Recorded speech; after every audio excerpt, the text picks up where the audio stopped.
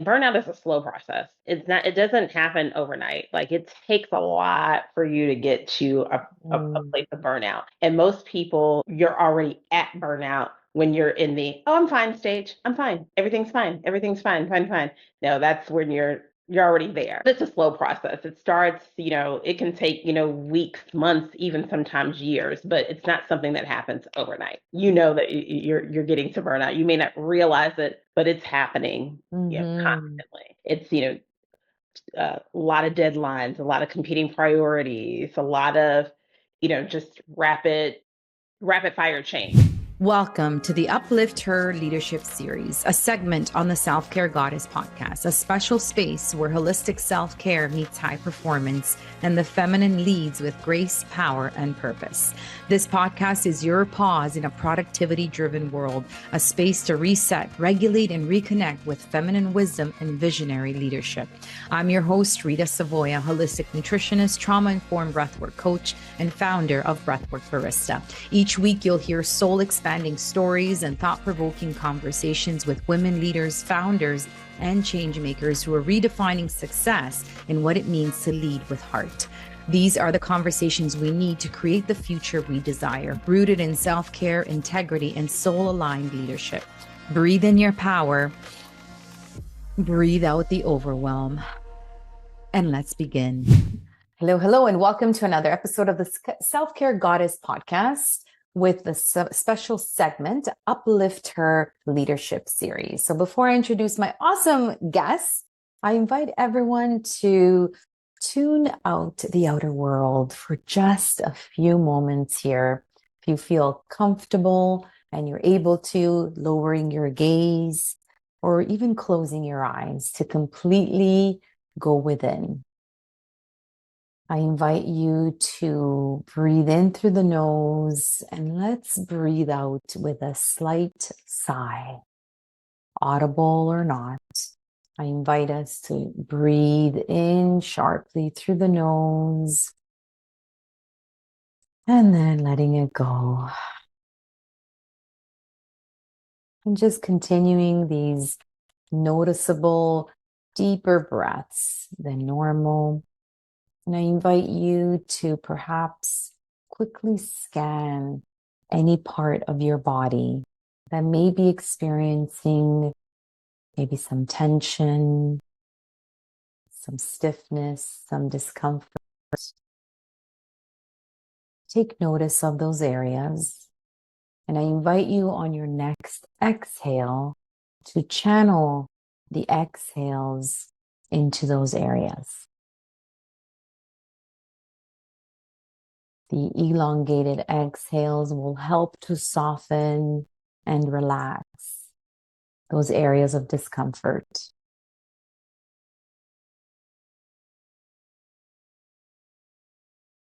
Continue with these deeper inhales and exhales where you're expanding, opening up on the inhales, and then letting it all go, releasing any tension on the exhales.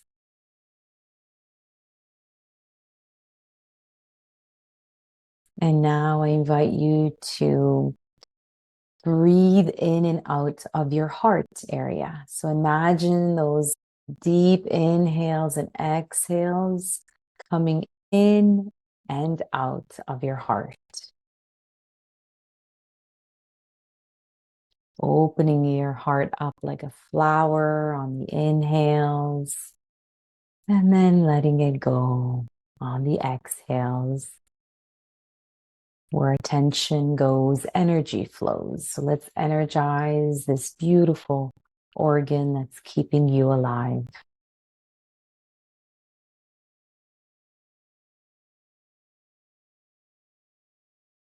And in this space of immense gratitude for your heart, I invite you to visualize someone that you're grateful for today. Living or past. Visualize as if they were right here in front of you. And I invite you to send them all the love, the gratitude, and the appreciation for them being in your life.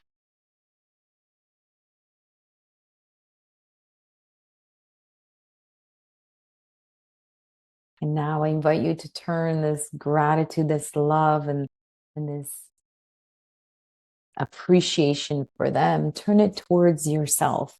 Bring it back to you.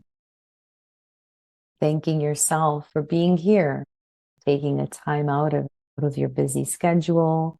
Just take a few moments for yourself, self-love, self-care.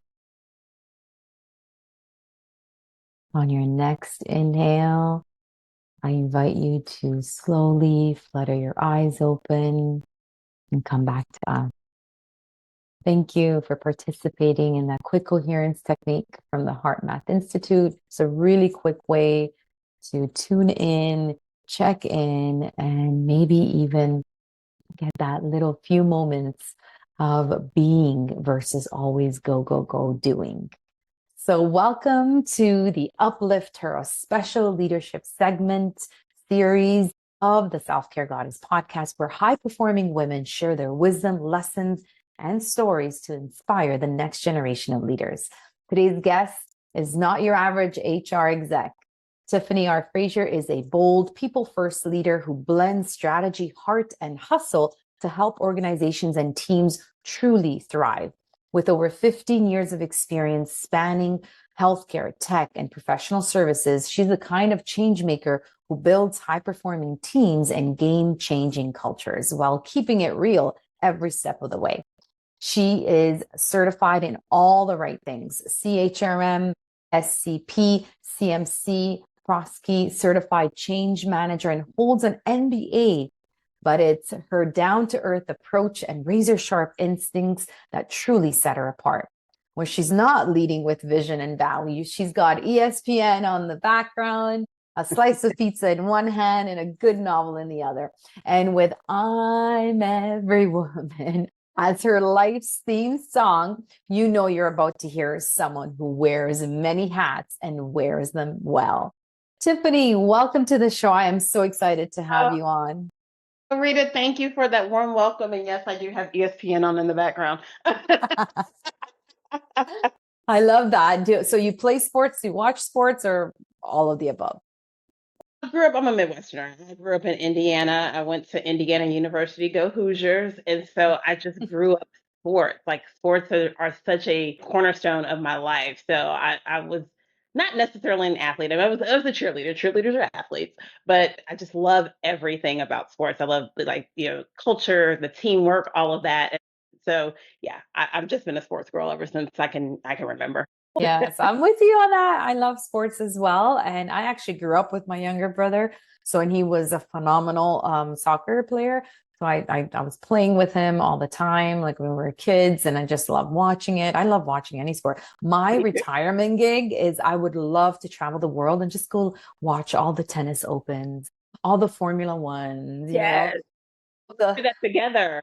Yeah, why not? Champions Leagues everywhere. And yes, I love that. I actually, when I travel, I look at okay, when, my Italian team is Napoli for Serie A, when are they playing? When let's go to the city and watch a game, right? I always try to squeeze in some sort of sporting event. So I love it too. So tell us a little bit more about your personal journey and what has influenced this mission that you're on today.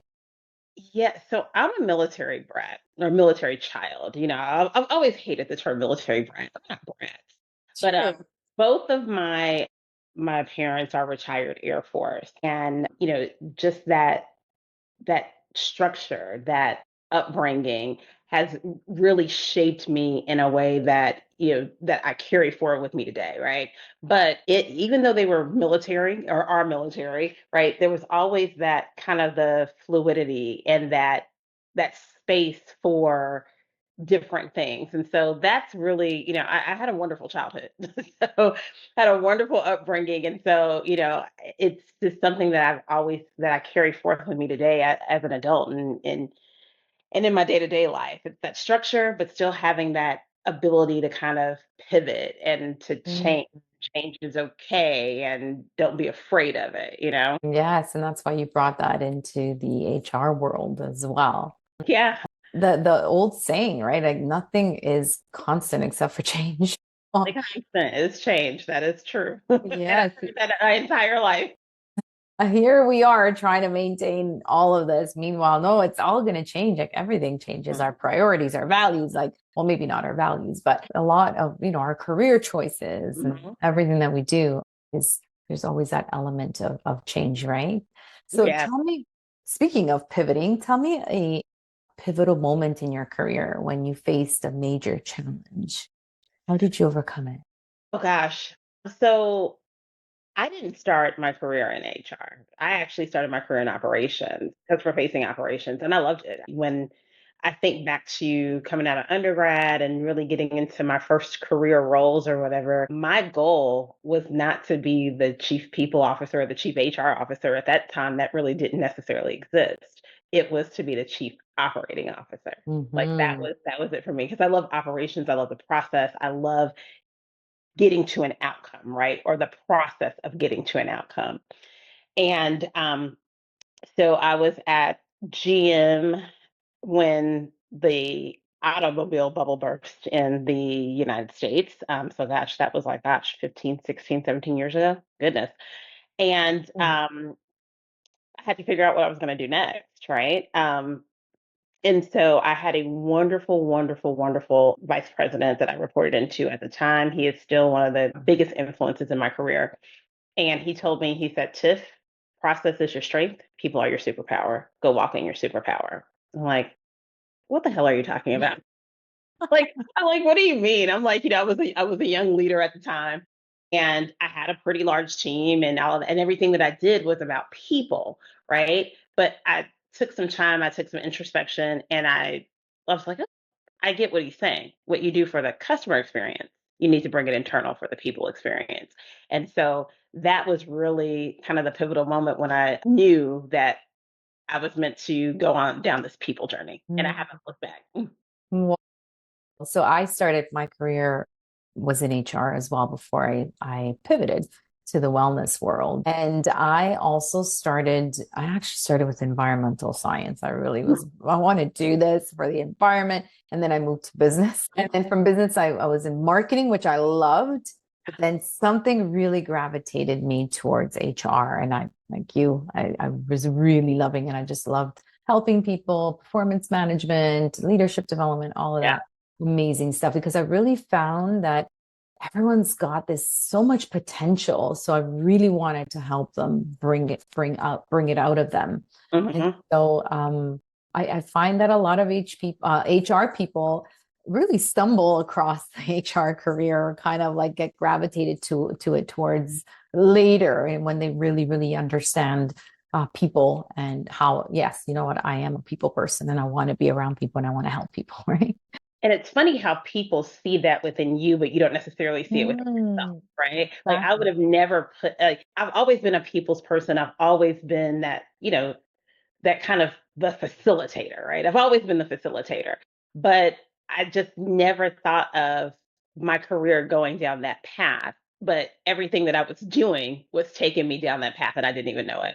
Yeah, exactly. Yeah, exactly. In terms of this, so you pivoted and you started your HR career, and what were you thinking there? Was it scary? Was there fear? Were you like, no, I got this? I mean, God bless the the VP that sort of saw that in you and was like, yeah, I think you should pursue that. But were there any doubts, any fears when you had to pivot? Definitely. Because you're going into new territory. But I did have a little bit, more seamless of a transition path because my first foray into HR was HR operations. So I was taking things Mhm. that I already kind of knew, right? And that I was experienced in and executing them or applying them in a different way. So it's still scary because you've got, the responsibility, especially if you take that responsibility very seriously, you've got a responsibility for people in your hands. And being, that people architect or that particular, support system that really helps to lead people to their own enlightenment.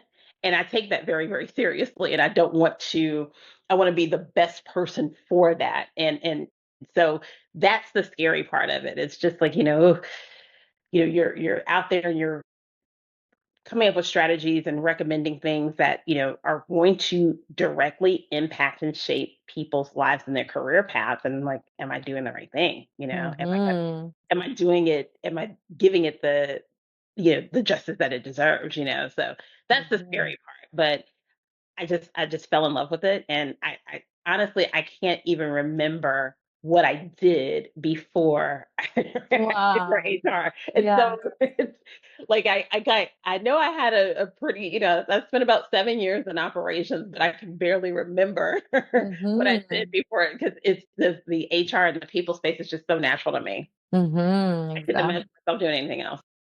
What was that driving force that really helped you overcome the fear and, kind of go for it? What would you say it was for you? It was the vision of what the workplace should be, right? Mm, And being a person who can contribute to what it mm, should look like. Like I've had some great leaders, I've had some great organizations, I've had some less than great leaders, I've had some less than great organizations. And unfortunately, it's probably been more of the less than great than the great. And that's what the driving force was for me. Like this is what here are the things that, I want to see in the workforce. And here are the things that I want to establish for, generations of women and, people of color coming after me. I know what I've had to kind of contend with, and I don't want them to necessarily contend with the same things. And mhm. so how do I make this better than what I found it? What's the sort of the biggest shift that you've seen maybe over the last 15 years that you've been in the industry when it comes to HR and workplaces? Yeah, I think the biggest shift that I've seen HR finally getting to be seen as a business partner and are Mm, understanding that HR has to understand the business. I think mhm. that's the one thing, forever, back in the days it was personnel. And then Yes. it's all about administrative and, getting people paid and benefits and all the, kind of the paper pushing type of things that are important. Those things those foundational pieces have to be there.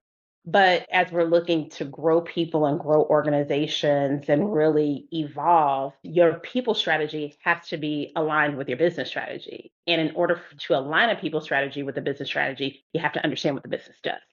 And Mm. so that's the biggest shift that I've seen in HR since I entered is like, we're not HR is just not HR sitting over here. HR is interwoven throughout the other functions of the business and Mhm. and needs to be. And that's a great point. That's a great point. I remember when I started with Xerox, my general manager, the first like 2 weeks, he's like, just go out there and see what the business does. And I was like, okay, that's kind of strange, but it helped me so much because then when I was writing the policies or rewriting them or re-looking at them, I knew exactly what this job description it entails and what it does. So I think that that's important. That's important. And so where do you think we're still not where you'd want to be? And we're kind of still struggling. Which area would you say of HR in general in the workplace? I still think that we've got a lot to do, a lot of work to do with um, just again understanding HR still has a lot of work to do with establishing HR. Still, even though we've made strides, it's coming along and being a strategic partner. There's still a lot of work there left to do. There's still a lot of progress that needs to be made. I mean, it's not we're not over that hump yet. Like Mhm. there's still this kind of thought process around, well, HR is just HR, right? And it's just here. And, there's still that thought process of HR is here to hire people and fire people and do benefits and do payroll. And that's that. Like there's still Mhm. that. So for as much progress as HR as a function has made there, there's still a lot more to go. Yeah, there's progress, but yeah, there's still obviously a lot more room for development. What are your thoughts on AI in HR?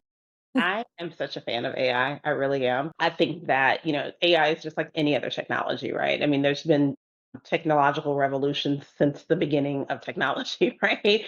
And so the next phase in the development of technology, I think that AI, when implemented into HR effectively, makes HR so much better. It makes it much Mhm. more effective, makes it much more efficient. And I was talking about this last week. I love the movie Hidden Figures, right? absolutely love that movie. It's one of my favorite movies. And I love Octavia Spencer's character in the movie because she was a human computer. And then, the machine is developed that can do all the computing in seconds. And so what did she do? She didn't freak out and, oh my gosh, this computer is taking my job, right? She went and learned everything that she could about the machine so that she could be the subject matter expert and so that she could not only gain that knowledge, but then transfer that knowledge to the team of women that she was leading. And that's how I feel about AI. Like, we need to learn as, HR practitioners and HR leaders, we need to learn exactly everything that this tool can do and then utilize it effectively. I think it's something that's just going to help us be that much better. And not be left behind as And well, because you can very much well be, right? If you don't catch that train, it can literally take off on you really fast. So, oh, the train has left the station. The train left the station a few years ago. We've got to be on board. Like they always say, you either get on board or you get overboard, and we have to be on board. yeah. But going back to something, you were at Xerox. Oh my gosh! And Ursula Burns, she's one of my Yeah. heroes. I have modeled my career after her. She is I absolutely just loved her. So when you said that, I was just like, oh my God, she's Another connection that we have. Yes. Yeah. Yeah. absolutely like when thinking about being an executive leader of like she's literally one of the first Black female executive CEOs that I ever knew of ever, and she's amazing. She's an absolutely amazing. Yeah. Where's she now? I don't know where she is. Yeah. I haven't heard. Retired Yeah, some maybe years she's probably ago. retired somewhere. Yeah. So in She- terms of, I'm interested in AI. Let's stick with this for a little bit. Where do you see it most effective in HR? Is it like recruitment? Is it, I don't even know what else, maybe performance management? I'm not sure. Like where is it? I think in the more of the really helping to kind of streamline process. I think really with and you can utilize it in recruitment. Like thinking about job descriptions and things of that nature, and Yeah. really kind of helping to take the bias out of some job descriptions things and things. But I think it's most effective in really helping to streamline and evolve process because process is very necessary. You can't have, there's the people side of HR, then there's the process side of HR, and they're equally important.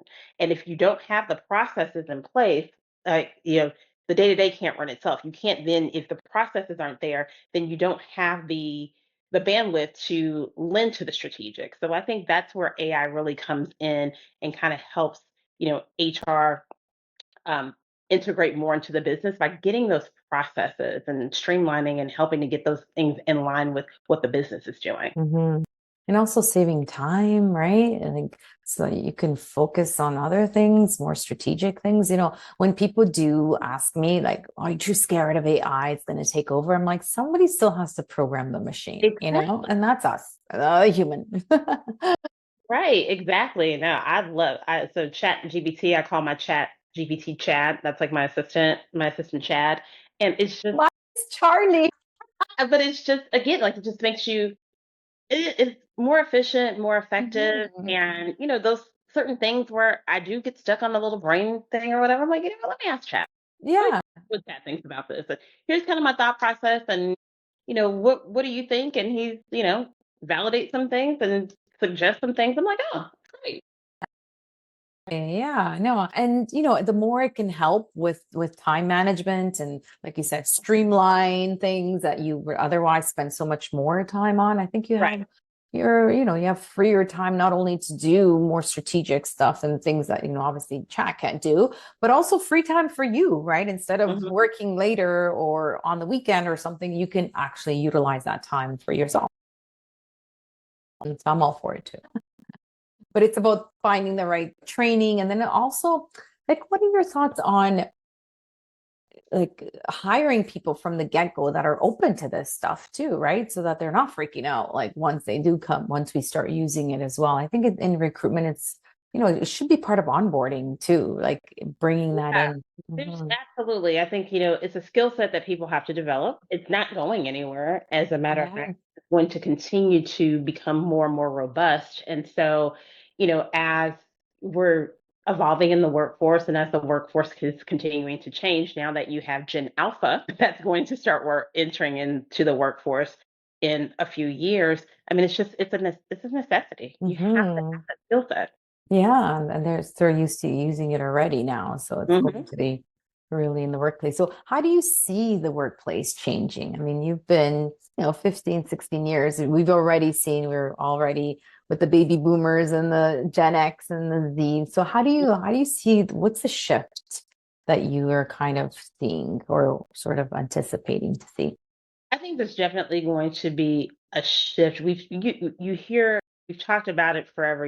Bring your whole self to work, blah blah blah, and we know that that is a little bit superficial, right? Like that in some organizations and many organizations, that's just not really. It's spoken but unspoken. Hmm. I think Gen Z though, and Gen Z gets a bad rap, and I love my Gen Z counterparts. I absolutely love them. I think it's the Gen Z has ushered in the what's my purpose in this, right? Whereas, I'm Gen X and I'm a boomer child. So it was like, with boomers, it's like give it your best date, right? And you do what you're supposed to do and everything. Millennials changed the game and said, hey, hold on, I want some work, I want balance here, right? And then Hmm. Gen Z is like, okay, well, I want purpose. Like if I'm gonna do this on a day-to-day basis, what does this really mean? And how does this really contribute to not only my life, but society around me and the lives and the impacts of others? I think you're going to continue to see more purpose driven organizations, purpose driven functions, because the workforce is going to demand for that. Wow, that's very eloquently put. I like that. So how can you as an employer, how can an employer prepare for this? Or because I understand some jobs, how can you see the purpose of what your impact is on a job that's, data entry, for example? Is this where an AI can come in and do the data entry work? Like how does that work? How can we Yeah, prepare as an employer?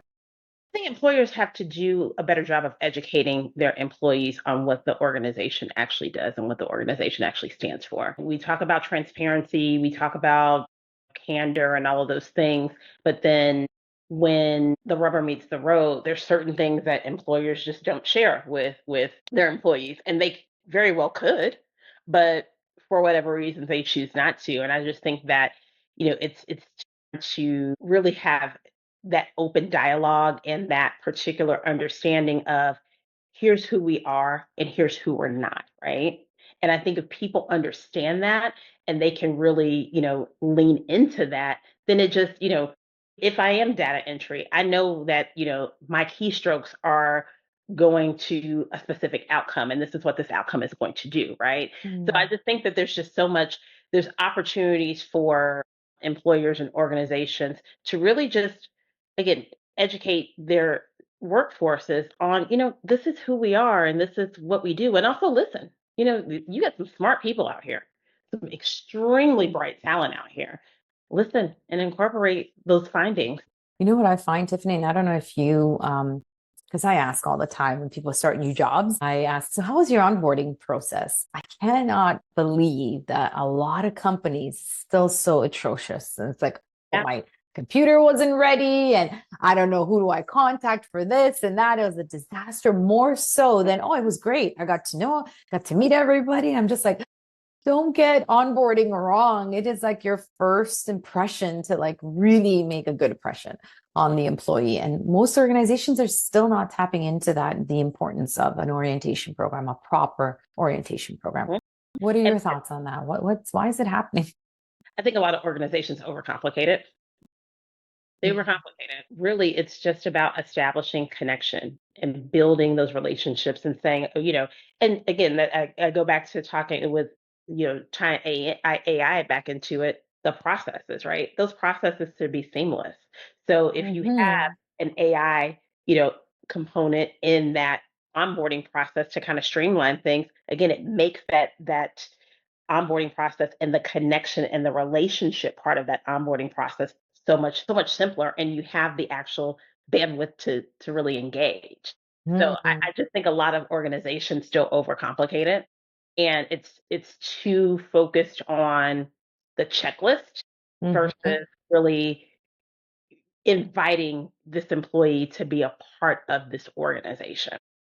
Yeah, I know. I'm just thinking now you can totally program your own AI, put in there who's who in the organization, and then the employee can just ask, who do I ask for payroll issues or whatever, like something Exactly. as simple as that. Yeah, Exactly.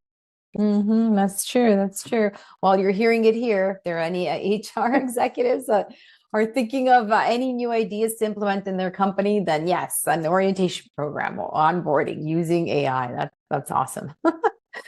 So you've accomplished so much and you continue to do so. I'm just curious if you've ever experienced burnout in your career. And if so, what are some warning signs that we can watch out for?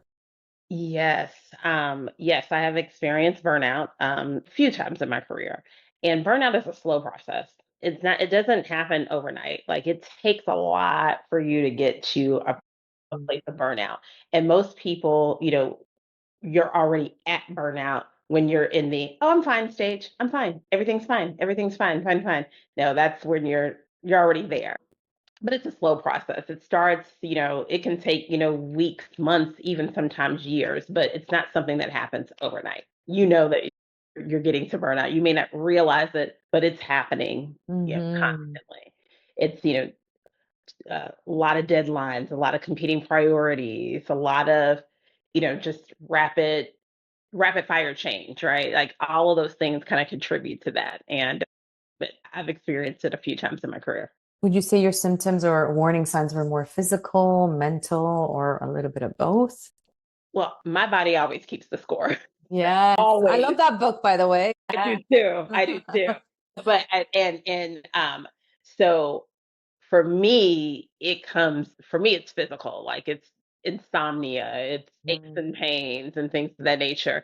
So for me it's always, I would say 90% of the time for me it's physical. There's some mental elements, just kind of the brain fog and the mental fatigue or what have you, but for me it's at least the way that my body processes it, it's definitely physical. And it's great that you're tuning into that, right? Because a lot of us are so busy and almost jaded to that we kind of live with it and we feel and we think and believe that when we get up exhausted or like that's just normal. It's not, right? Like we just don't realize because we're not in tune with our bodies. So I love that. So what did you do when you felt these warning signs coming on? What were some of the tactics you used? My grandmother, may she rest in peace, she's the wisest woman I've ever known. She's always like, sometimes you just have to stop. Sometimes you just have to stop and slow down. That's simple. You just have to stop. Like, and you have to really take stock and assess, okay, here is where I am today. Sometimes the 100% that you give today is not the same 100% that you can give tomorrow or give next week. But you have to understand that it's going to look different every day. And you feel that, and your body always tells you, but when you feel it, sometimes you just have to be still. That's what she used to always say, be still. All you have to do is be still. And so that's what I'll do. I'm an avid reader. I love to read. I absolutely love to read. And so if things are just getting a little bit too crazy for me, then I'm going to stop and be still and then just escape in someone's novel for sure. And exercise. I think that's when, you know, life becomes stressful. Like the first thing, kind of like naturally, you want to retreat. And typically, our physical activity suffers. That's the first thing that we feel like we can sacrifice. And that's when, for me, I'm like, nothing feels better than getting on a spin bike or getting out in nature, walking, doing something to bring myself back to center. Wow, so beautiful. Very, very awesome golden nuggets. And yes, God bless your grandmother for saying that. Yes, sometimes you really need to unplug to recharge. Just like any appliances that we have when they don't work, like the simplest thing to do is just unplug it and plug it back in. And we need to do that for ourselves. So I love that. And those outlets, whether it's hopefully not too stressful of exercise, but whether it's some sort of movement, walks in nature are so therapeutic, Tiffany. Oh, Like they're like in Japan, they're actually doctors are prescribing forest bathing, which is like literally go out, go for hikes and just, really soak in those amazing negative ions of nature. And even after a rain shower, have you ever done that? Like, or after a rainfall? So Yeah. good. Like you feel so good. And I love your grandmother's suggestion to be still, because that's what breath work helps you do, right? It just helps you be. Just like what we did even in the beginning, like seriously, it took us 3 minutes. We have 3 minutes to do this. And I always love habit stacking too. So I do like my breath work red lights. Mhm. While I'm scrolling, I'm still doing some breath work, even though I'm doing something, but like just incorporating that a little bit of that breath to help you come back to your body. And then you can also be still. I have a lady that she schedules in her calendar, do nothing time. So even reading would be doing something. So it's literally doing nothing and schedules it in and prioritizes that to help her That's with. that's awesome because we are so conditioned to wear burnout as a badge of honor. Go, go, go, go, go. Like, and I always hear people like, I can't stand when people say, "Oh, I'll sleep when I'm dead." I'm like, well, if you don't sleep, you will be dead. So I don't like that. Never. I'm like, it doesn't impress me. It doesn't do anything for me when people are just like, you're going round and round and it just like on a hamster wheel. I'm like, it does nothing for you. You're not taking care of yourself. You're not taking care of your physical. You're definitely not taking care of your mental. And it's just, what are we doing? It's not even worth it. Like, just No. stop. Like, we're not meant to live like that. We're not meant to function like that. Exactly, especially women, like for sure. Even us, like our schedules compared to men is not supposed to be so go, go, go. And plus, women in the workforce now having sort of that dual responsibility when they come Yeah. back home and do their part-time job, right? Or full-time. Like, yes, it's Yeah. so incredibly important to take that pause and really chill and just like seriously factor that in, because you'll actually be more productive, right? It's just like when you work out, you need that rest day for your muscles to repair. Exactly. Because if you just keep going and going and going without any rest, what's going to happen? You're going to injure something. You're going to tear something. Like, you have to rest, you have to recuperate so that you can come back stronger. So true, so true. So, in terms of what are your thoughts on work-life balance? Does it exist? I know you mentioned that there are generations now that are demanding it, or at least working better than earlier generations. Like, what are your thoughts? Is that even possible? Yeah, I don't like the term work-life balance. I just think it's balance. Mhm. It's balance. I mean, or I was talking with someone about a month ago, and it was not even, I think she used the term harmony, work-life harmony. Mhm. Like, because when you think about work-life balance, and I think about I'm a very visual person, so I think about the Libra scales, right? And so you have work over here and you have life over here. Well, work is a part of my life. Work is not a pillar, an equal pillar to my family, to my friends, to all of the other pursuits that I have. It's a part of that, right? So it doesn't get to have this whole pillar to itself. Just work has this whole pillar, and then everything else has to fall under one pillar. That's just not anything that I aspire to. So I don't ever look at it as work-life balance, and I try to condition, like leaders that I work with, leaders that I work for, to see that it's balance. Like, and we have to learn how to, you know, incorporate work into everything, the entire construct of our life, not make it half of what our life is supposed to be.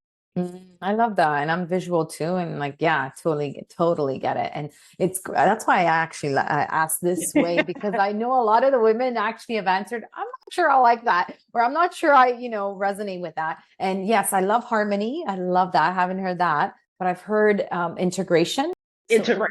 integrating, and it's really so how do you do it? Is it prioritizing? Is it like better planning, better time management? Like how do we do it so that we're happy and we're fulfilled and we're not burning up? We're not feeling guilty for missing our kids' recital, right? Right.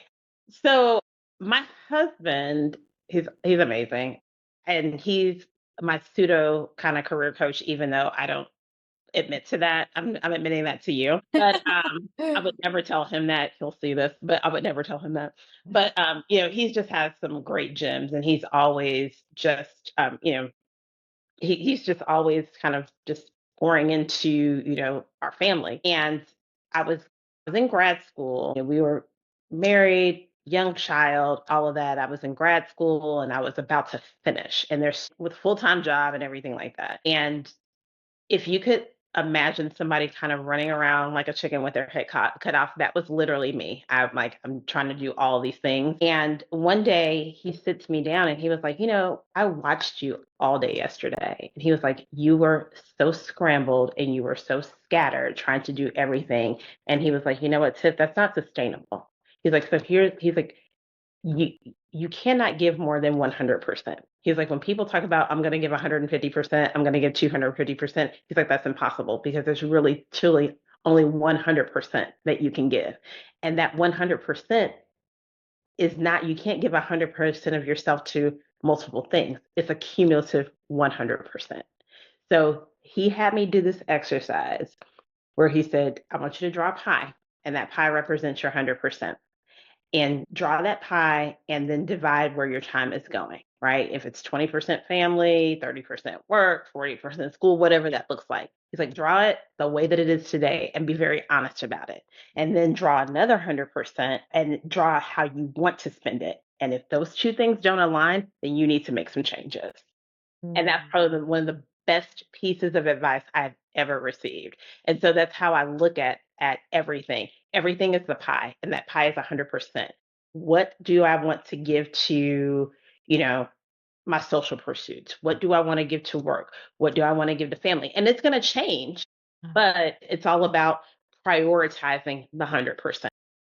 Right, right. And so it can change based on the month or, Right, what priorities you have. And that's okay. That's okay as well, right? If this month you're prioritizing because it's really busy, you're implementing a program or right. whatever it is, you're prioritizing work. And then next month it's okay. And yeah, it's about self-compassion as well, right? Like, but this is why it's so tough because we're high-performing women and we want to do it all and we know we can do it all. We probably could, but at the expense Mm-hmm. of other things, right? And that's, I really hope that the message does come through to by these conversations that we're having is that it's okay to relax. It's okay to chill. It's okay not to have it all together all the time. It's okay to ask for help. Yeah, Another thing I feel like we have a big problem with is because we're so like, okay, we got this, we can do it. And yeah, we're multitaskers, even though multitasking, it's a myth, right? You can't be right. doing or giving your attention to equal attention to all of the things that you're doing. But I feel like, we're not really good at asking for help, or at least, a lot of the clients that I work with. No, we are not good at asking for help because we're conditioned to just go, go, go, go, go, and you got to do it. And asking for help, unfortunately, is seen as weakness, or it can be perceived as weakness, or at least that's what we've been conditioned to believe, right? And having it all, um, you know, everybody's all is different, and I think the concept of having it all has been really tried to be wrapped into one bow of this is what all looks like. And I'm like, oh, well, my all might be very different from Rita's all, might be very different from, you know, my best friend's all or whatever, but we're using the same barometer or the same measuring stick, and it doesn't work. We've got to break that train of thought. We got to break that completely. We've got to disrupt it. Yes, I love that. Yes, and really personalize what that means to Mhm. you, right? Yeah, that's awesome. So, what would be a piece of advice that you would give your younger self? And you could choose which younger self. Oh gosh, my younger self. Considering that my son is about to graduate from high school in like less than a month, I'm gonna go back to my like 17, 18-year-old self. And I would, I've always been a bold personality. Mhm. And sometimes that has gotten me in quote unquote trouble, good trouble, but trouble nonetheless. I would, and I've questioned, you know, myself a lot over the years before I became, comfortable with this is who I am, this is how I'm going to be, and this is how I'm going to lead. I would tell my younger self to keep doing it. be as bold as you can possibly be. To continue that. Yeah. Like be as bold as you can be, and be unapologetic about it too. Yes, exactly. So what are you going to tell your son before he leaves? What's some advice you're going to give him? Well, for him, I mean, he's a brilliant, brilliant, brilliant child. To trot out his own path. His path, he's got successful parents and he comes from a, successful family and everything. And so it's easy to look and say, well, I should be doing this or I should be doing that because dad did it, because mom did it, because stepmom did it, whatever. No, do what makes sense for you. And then that's that, and walk along that path. That's beautiful. Wow. Yeah. Very, very strong words. Very much needed for someone who is transitioning now into adulthood, right? And I know it's so scary, but yeah, no, amazing, amazing. So, what are your top three self-care rituals that you do? I'm curious. So I love walking. I love being out. I'm actually not far from the Silver Comet Trail in Metro Atlanta. So as often as I can, and as long as the weather permits, I want to be out there. I just want to just take it all in. And then I just part of my self care, honestly, like going back to the doing nothing, like just you know nothing that I have to think about, just very mindless. If I just want to sit around and just watch Friends, like I love Friends. I watch 30-year-old TV all the time because there's nothing on TV today that really gets with. I know. It's all about Friends. Like I'm like the Golden Girls Friends type. Like that's me. So just nothing. Just like escaping into things like that, and then just you know I one of my best roles, one of my most favorite roles in life. I'm an aunt. I have 8 nieces and nephews, so 4 nephews and 4 nieces. I am Auntie Fifi. I love being Auntie Fifi. And so being around, my nieces and my nephews, that's just so therapeutic, and It that's like is. a form of self-care for me. So I love it. Yeah, it's so true. I love it too. And I love Friends. Who's your favorite character? Chandler. I love Chandler. It's Chandler and Phoebe. I love Chandler. Well, I get his humor. I get his humor Uh, so much. Yeah, I love it too. Yeah, for sure. And how about Golden Girls? oh my God, Sophia. Sophia is my girl. Sophia and Dorothy. I love their Yeah.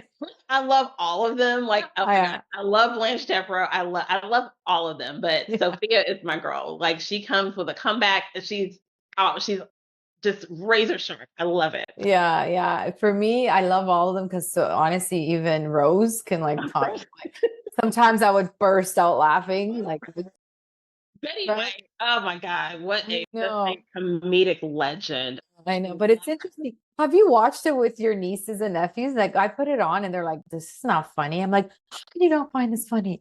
It's weird. It's almost like generational, I guess. It is generational. So my oldest niece is 17. She just visited a couple of weeks ago for spring break, and I always have Friends on. Like I literally have it on. If it's not on ESPN, it's on Friends. Like all the time. Like my husband is like, haven't you seen every episode? I'm like, yeah, probably like 100 times, but I'm gonna watch it every day. Right.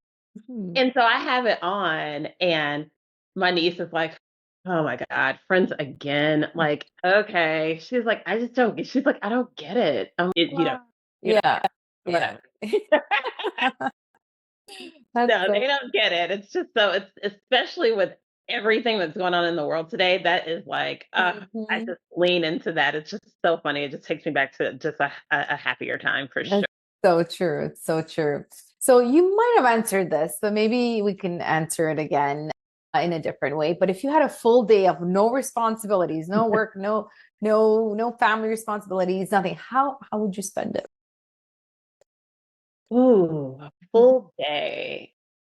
Well, I love sleep and I love my rest. So I probably wouldn't get out of bed until like mid-morning. I'm an early morning person. I'm a morning person just by default. I don't aspire to be a morning person, but having 2 military parents and then my husband and son who just like get up at the crack of dawn, I'm like, okay, I have to get up. I have to do it. So I would probably sleep in until about mid-morning, like Mm. 9 or 10. That's not really that late, but that's late for me. I definitely would have some sort of good novel. I'd have a great Manhattan somewhere with me as I'm reading said novel, and I would just, be out. I would probably be out on my patio, just reading and just soaking it in. Like, just yeah. I love the simple. I don't need to do a lot of stuff. Yeah, bringing in that sweet nothing. Hmm. There's a saying in Italian, which is the sweetness of doing nothing. And this is why the cafes are there and you're spending like hours just people watching. And yeah, they got it right. I We would just work too much here. Well, yeah, we do. We absolutely do. It's just like we live to work. Other people and other cultures work to live, right? Yeah. We live to work, and we've got to flip that. Yes, I agree. I agree. When the weather was actually better, like the temperatures were getting better, I felt like there weren't like hardly anyone was outside walking. And I'm like, we're cooped up in the winter for like 6 months, and all of a Right. sudden we have this beautiful, bright, sunny day, and I still feel people are inside, probably binge watching Netflix. I'm not judging, but Yeah. I'm like, get out there. Let's enjoy like these little things that are for free as well, right? So Yeah. or they're inside working or something. I don't know. But I do agree with you that we don't enjoy as much as I feel like we should. So hopefully, people are listening or watching can get inspired to do a little bit more and kind of think about it. Yeah, am I enjoying life? Am I actually working to live or living to work? What's going on here? Let's reevaluate that. So, this is an interesting question. What is one rule, Tiffany, that you've joyfully broken on your way to where you are now? But yeah, but kind of stay in your lane type of, it's not necessarily a rule, but as you're coming up through the ranks and everything and, paying your dues, so to speak, you're only, supposed to, have an opinion here or, only speak on this here and you see things that aren't really the way that they should be. And so, if you're a little bit lower on the totem pole or lower in your, management or leadership career, you're kind of discouraged to speak Yeah. up. I've always spoken up. I always speak up. Like if you like, there's like, if you see something, say something. And my thing is, if you don't see something that you need to see, you should say something. So I've Mhm. always done that. That's a rule I've always broken, and I'll Mhm. continue to break. Do you feel like a lot of it has to do with personality too, or can we all do it? Is it more nature versus nurture here, or what are your thoughts on that? Is it because you've had Think so. I think there's things that can, not everybody is as bold or outspoken, right? And so, somebody's input is going to look different than mine. Like I'm the person I'm gonna speak the unspoken. I always have. I've always and to the point where my grandmother again, she's just wisdom that just continues to permeate throughout my life. When I was younger, she's like, Tiff, everything you think you're not supposed to say. And I'm like, okay. And so I've had to learn, of course, to be, discerning with it, right? And understanding, when to and when not to. But, Mhm. there's a lot of bad behavior and a lot of things that happen because people don't say things. Oh, People 100. don't, and that's always been my, I'm going to be the person if there's something that's not happening or it's something that is happening that shouldn't be happening. I'm going to be the person that calls it out too. I feel like it's beauty. Yeah, I admire that because I used to be, before I did a lot of work on myself, such a people pleaser that Mhm. I wouldn't actually speak up. And a lot of the work I do with my clients, and they're mostly high performing women, is that they don't speak up enough. So Mhm. it's great that you've accomplished this early on and continue to do it. And so that's your thing. It's great because a lot of high performing women, or just women in general, we actually don't use our voice enough. So it's great. It's a great, you know, yes, your grandmother was right. Maybe if it's not nice, don't say it. Yeah. I mean, like I said, there's a lot of things that, I mean, you have to, there's a certain level of course, of maturity. There's a Yeah. certain level of, just wisdom and that comes with that. I mean, it's something that I've definitely, perfected and honed over the years. Yeah. But, when a situation happens, like, and it's just not my natural instinct just to sit back and do nothing. Yeah, you're speaking up about it. Yeah, for sure. Yeah, when I'm really, really tired and I haven't slept, like I know I look like shit, but you don't have to remind me. Right. You don't have to say all that. Thank you. I'm okay. I kept that comment to yourself today. It's like I don't need a reminder that I didn't sleep well. So yeah, those are the kind of things where I'm like, they could have, saved that comment. So Yeah.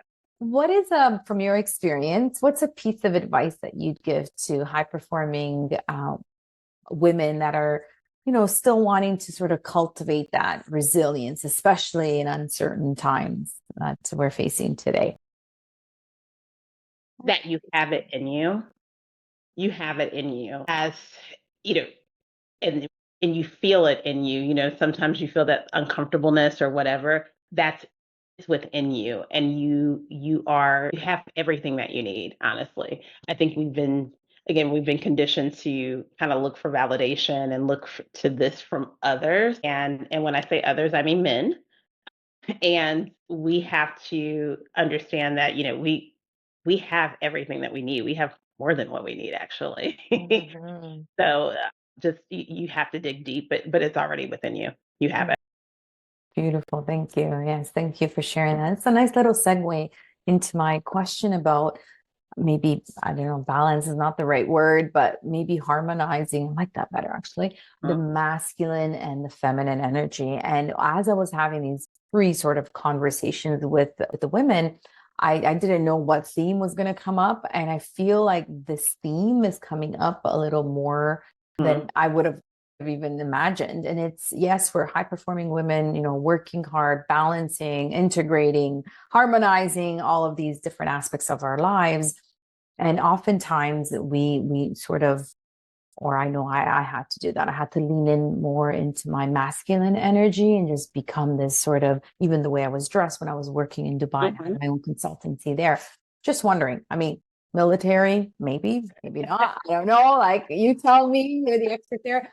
But so you can tell me a little bit about that, what's going on there, and then maybe even in the role that you're in now, or the industry that you're in now. Well, yeah, corporate America is such a male construct anyway, right? It's everything about corporate America as we know it or as it has evolved.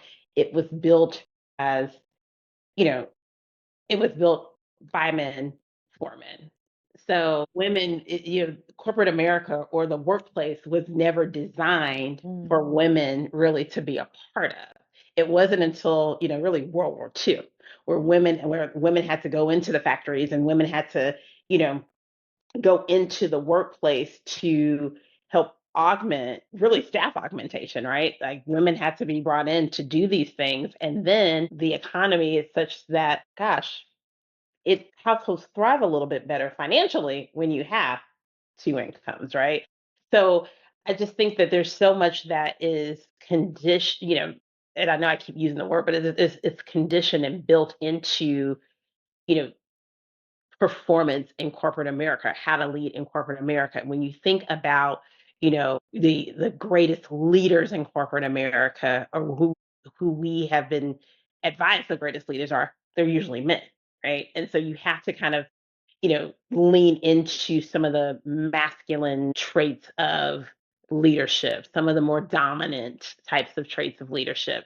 But I think that, where the workforce and especially corporate America is moving to, and I know that it is trying to move kicking and screaming, um, it is the more feminine or the more those particular aspects of are just as important, like what they call the soft skills, which I hate that term too. I think it's essential skills. I think it's essential to know how to effectively communicate. And I think it's essential to understand your emotions. I think those things are not soft skills. Those are things that you have to do as just a functioning human being to be able to work. But I think, those things you leaning into that, I've had to, lean into, I think where I've been most successful in my leadership career is leaning into more of those quote unquote feminine aspects of leadership or what have you. Like so, and I think that it's just the it's organizationally too, right? Because different organizations have different cultures and different kind of cultural norms, right? And understanding where you need a little bit more of this energy versus a little bit more of that energy. I agree. I totally agree. Thank you for that. That was really articulate, and thank you. I do agree that it's changing. We need to integrate it more. We need Yeah. to harmonize it, tap into both. We need both for sure. And I feel like a lot more women are realizing that, because that causes a lot of stress if you're using one specific energy or dominant trait over the other. It's just really causing a lot of stress. And that could be that underlying issue why you're always sick, you're always tired, you're always feeling overwhelmed. And it's not really looked at, I think, in my opinion, when you get asked that question, are you leading more from your feminine or masculine energy, right? But it's conversations like these that people are like, oh, okay, maybe that could be a factor in how it's manifesting. Yeah, I can't stand when people are like, "Oh, you shouldn't show your emotions at work." I'm like, "Well, okay, are you a robot? Like, Hmm. how do you?" I mean, there's certain things. Of course, there's always again balance with everything, but you, a person is a human being, and if there's things Hmm. that happen and they affect them, you know, part of being able to quote unquote bring your whole self to work is should be that. It should be have the space to Hmm. have those, those emotions and to deal with those emotions and not be looked at a different way because you deal with those emotions. And typically that happens with women because women, we tap into, we're much more emotionally mature. And so we can tap into that and we can Hmm. use that. And it's been looked at, not favorably for women. Right. So, but I Hmm. think it's time to turn that on its side because we're in a world where we need to tap into our emotions now more than ever before. And we need to Hmm. understand those emotions and we need to be able to process and deal with those emotions effectively. Otherwise, it's just this cycle just keeps continuing and we're Hmm. not solving anything. Yeah, exactly. Yes. And there's so many tools available to us, whether it's emotional intelligence training, cultural intelligence training, Right. breath work, like whatever it is, like that can help regulate the nervous system and tap into that, right? But acknowledging it, not suppressing these Right. emotions, because then again, the body will keep score and Right. manifest into disease or illnesses or whatever. And then, yeah, then it's harder, a lot tougher to obviously reverse or cure. Yeah, thank you for that. So, what is your legacy, Tiffany? What do you hope to leave to the next generation of women leaders? Like I said earlier, I just want to leave the workforce better than what I found it. So I want to, I know the challenges, I know the successes that I've had. I also know the challenges that I've had. I want it to be a more equitable world for women leaders, for, leaders of color, for young leaders. I want it to be a more inclusive world for the next generation. I want the next generation, we talk about, building spaces of belonging. I want the next generation to, at least some of the work that I've done in my career, to help build those spaces of belonging. So that's what I want. I just want like my son and like you know his friends and everything to come into a workforce where, we knew what we had to kind of contend with and deal with. And I want those things to I just want them to come into a workplace that really allows them to thrive and to succeed, the next generation. Because it's Mm. all in their hands. They're way smarter than us. They've got it. They've got it. Like I sit around, like my son is 18, and I sit around and I like listen to him and his friends, and I'm like, gosh, I was not having these conversations at 18. I was not talking about like world affairs and things like I was not at all. And they are very like they're very, very in tune to what's happening in the world. And they're gonna save the world for sure. Gen Z, Gen Alpha, the beta babies, they're gonna save it. And yes, we need it. We need it. So that's amazing. Encouraging if there are employers listening or watching this to Yes, step it up and provide those programs, provide those HR processes or anything really that really does help to bring out the best in these people so that they can flourish, right? So that they can actually use their talents and skills and utilize them and feel like they're part of something bigger and belong. I love that.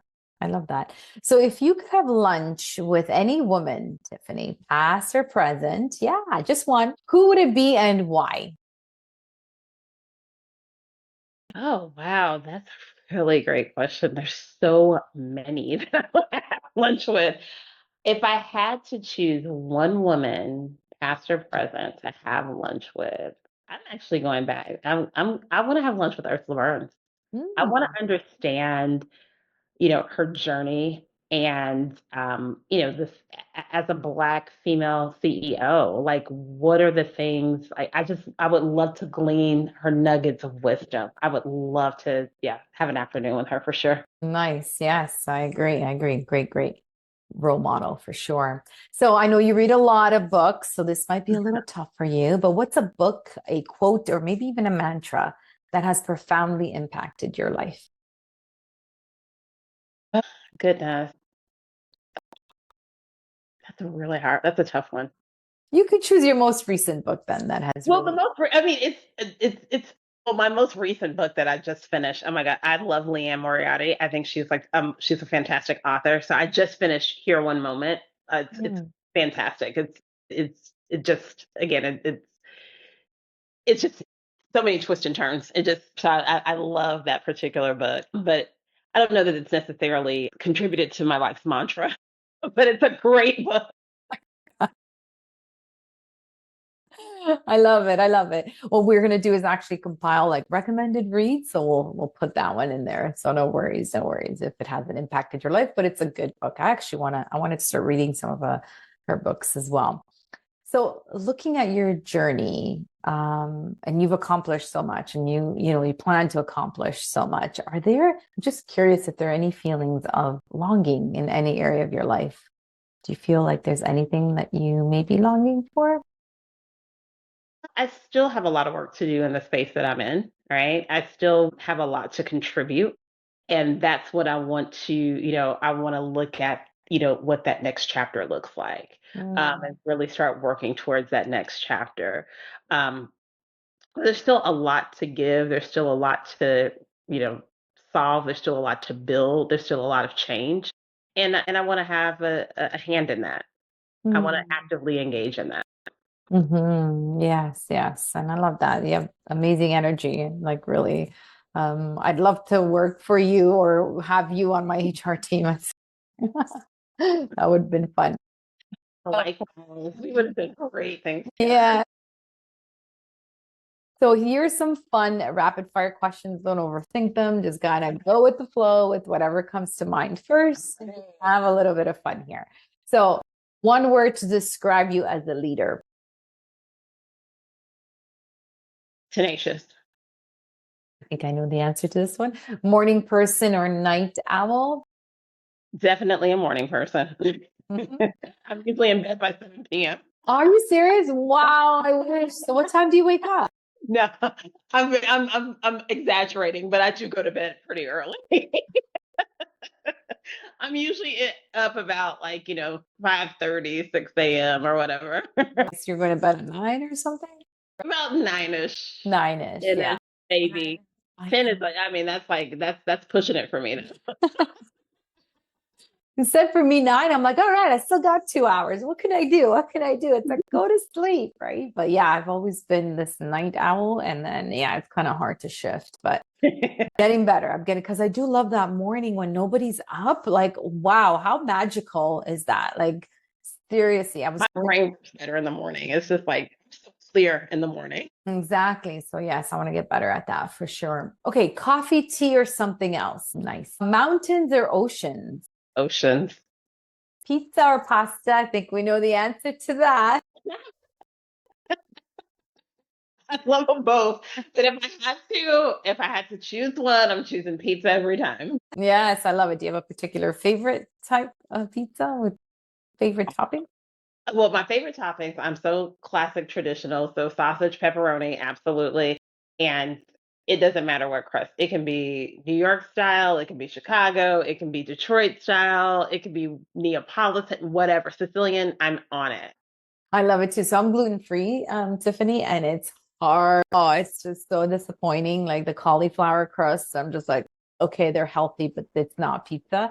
But in New York, there's a direct flight, Naples, New York, like every day. So there's this fresh, amazing pizza dough that comes in, and it's so good, and it's gluten free. But I'm actually going to learn. My brother knows how to make gluten free dough, like really good pizza. So I'm going to learn. So I'm going to do it myself. I don't need to go to New York. I can do it right here in my house. But That's yeah, right. I'm like you. Like I need pizza once a week. Like I just need it. Doctor's orders. Well, my doctors, me. Yeah, for Lent, I gave up bread, Mm. and that meant like pizza and all the things, and it was extremely difficult. It was very difficult. Yeah, that is suffering for sure. 40 days, 40 nights, definitely. Didn't quite make it the 40 days, but I was very close. But what is your favorite way to celebrate a win, big or small? My favorite way to celebrate a win, I love like small things. Like, sometimes I think we kind of wait to celebrate because like we feel like we got to do it big. And I'm like, no, like let's do a small thing. Like I just love, again, just I'm a bourbon girl. I love a good bourbon. And so like I will just, let's go get a Manhattan. Let's like look out, let's sit outside and, just kind of Mm. take it all in. As long as it's got to be a good Manhattan. You know, just nothing too big, just something that you can just kind of take a moment for yourself. And then celebrate and in that accomplishment. Cool. So if you could instantly master one new skill, just like that, Tiffany, what would it be? Swimming. I can't swim. Very cool. If I could master one new skill, it would be swimming because Yeah. my siblings, I'm the only one that doesn't know how to swim. What I happened? I don't know. Like I love the water and everything. I don't know if it like mentally I just had like a mental block and trying to learn or whatever, but Yeah. I never took to it. I just never took to it. But it's such an important life skill to have. Yes, And exactly. I don't have that. So that's the one Mhm. thing that I would want to master. All right. And you could totally do it. Totally. It's totally doable. And you're right. A lot of it is mental more than anything else, and Yeah. then the physical. So yeah, hopefully next time we meet, you might have took action with that. Maybe. So what's on your bucket list? Immediate and then future. Oh, so immediate. Is my next chapter. So I know I've mentioned my son a couple of times. My son will be leaving my husband and I. He will be going to Duke in the fall. And so, immediately it's just kind of like learning how to be an empty nester, Mhm. like getting all of those things, just because we haven't done that and, we haven't been empty nesters. So doing that. But then my immediate next steps as far as what my career journey is going to look like what's going to be my next kind of thing. That's the immediate. Long term, I'm always looking at retirement on the horizon. Even so, what does my retirement life? I always look at what my retirement life looks like, and this is me waving my retirement wand. I definitely want to be, near a beach and just have Mhm. like an oceanside bar. Like that's what I want to do with like just greet the people, have great little cocktails or whatever, and just watch the ocean waves every day. Yeah, love that. Wow. I'm coming to visit. Yeah, come on, a beach. I want a beachside bar somewhere. That's it. Okay, so then we definitely need to learn how to swim. So we definitely, we definitely need to learn how to swim for sure. It's got to come back to your on your priority list. So, what does success mean to you at this stage of your life and career? Success is being comfortable and secure with who I am. Mm. it's not in a title, it's not in, you know, money or anything like that. All of those things are great, but you know, at this stage of my life, about to enter year 48. I'll be 47, but it'll be my 48th year. Like, just really being okay with who I am and being unapologetic about that. And I Yeah. feel like I've finally gotten to this point where I am. Yeah. Isn't it beautiful? I love it. Yeah. I love it. It's such a beautiful stage. That's why when people ask me, would you go back to your 20s? I'm like, hell no. No. Oh my No way. I am God. so comfortable No, right now. thank you. No, And then thank you. and then when I watch my parents, like, oh, the things my dad says or my mom, and I'm like, guys, and they just don't care. They're like, whatever. Oh yeah, yeah. My parents are in their 70s. They're like, I've done this. I say what I want, do what I want, and I'm like, you know what? You can, okay. But yeah, there's somebody's like, yeah. I was having that conversation a couple of weeks ago. Going back to our 20s for what? I know. Absolutely not. I'm okay. I love this 40s era of my life Yeah, for I sure. agree. I so agree. I so agree. So if you can gift every woman listening one thing, tangible or not, kind of if you're visual, I'm thinking like Oprah, you got this. Okay, you got a card. You got a card. You can live. What would it be? If I could give every woman one thing, Tangible or not? peace. Mm, There's so much chaos like in everything, and just a sense of peace. thank you. That's really beautiful. Is there anything that you want to wrap up or end this amazing conversation with? Oh my I gosh, leave the floor to you. I have been looking forward to this, and I loved it. Thank you so much for having me. It's just been a wonderful conversation. Thank you, Tiffany, for your amazing, amazing energy. And yeah, just like your insights, golden nuggets. Thank you for making the time to be here and share your story. And you just never know who we inspired, we motivated, we gave a little more of a nudge to really live the life they deserve and maybe, don't go into that burnout stage or overwhelm and bring more peace into their life. Thank you, thank you, thank you. Thank I'm so you. grateful our paths have crossed. Likewise, and thank you for having this space and this place where we can have this dialogue. I'm on cloud nine. Have a beautiful day and enjoy being an empty nester. I know. Look. I'm getting there, but like, yes, we will definitely. That's a process. Yes, it's a change. Change. Take care. All right. Bye. Bye. Thank you for joining us on Uplift Her Leadership Series, a special segment of the Self-Care Goddess podcast. If this conversation lit something up in you, please share it with a fellow change maker and let's keep building a new model of leadership together. Follow me on ritasavoya.com and stay connected for more conversations that blend well-being, wisdom, and bold feminine leadership. Until next time, breathe mindfully, live intentionally, thrive gracefully, and remember, self-care is your superpower. Ciao for now.